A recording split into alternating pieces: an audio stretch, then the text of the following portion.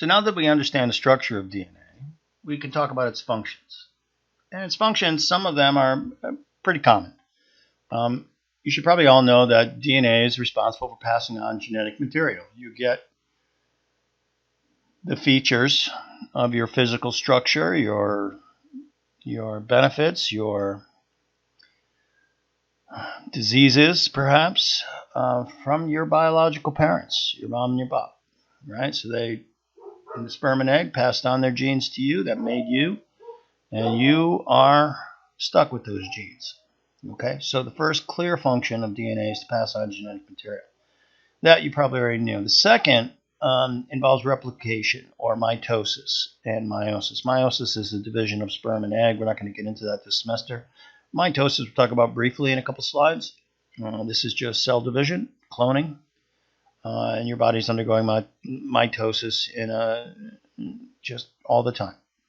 The process of replication is what happens in mitosis when the DNA divides, makes a perfect copy and then divides. So we'll talk about that for a couple slides. And then I want to get to protein synthesis, because this is where I think it's really important for psychology. What you may not know is that one of the big functions of DNA is to make proteins.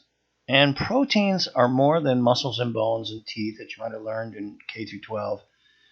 Proteins are the components that sit on the cells in your brain. They're the agents that the neurotransmitters bind to. Serotonin, dopamine, you may have heard these terms.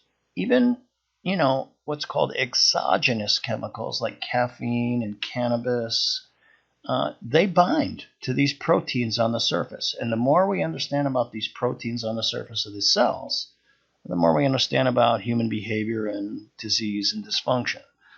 So DNA makes these proteins, and your genetic makeup makes good proteins and bad proteins. And it could have everything to do with whether you are at risk for mental health illness or someone that you love is. Okay, so we really have to understand this concept. We'll talk about protein synthesis in the next few slides.